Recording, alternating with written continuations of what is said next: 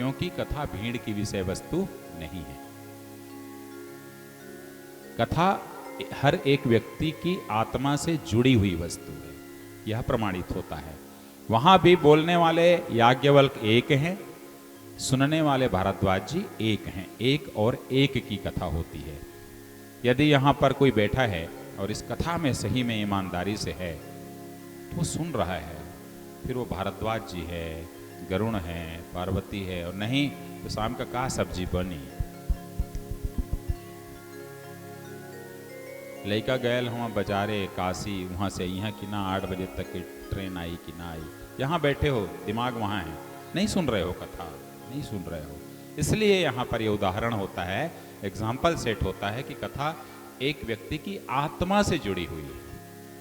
मुझे यदि ईश्वर के दर्शन हो गए तो मेरे बेटा को भी हो, कोई जरूरी नहीं है। मुझे ईश्वर की अनुभूति हो गई तो मेरे पोते को हो, जरूरी नहीं है। मेरे पिता को हो गई तो मुझे हो, जरूरी नहीं है। ईश्वर व्यक्तिगत रूप से एक व्यक्ति के अनुभूति के विषय, इसलिए कथा एक और एक की होती है। इसलिए मैं कथा आपको बता दूं, मैं एक व्यक्ति भी यदि मुझे बोलता है कि मुझे आपकी कथा सुननी है तो उसके घर जाकर के मैं कथा सुनाता हूं।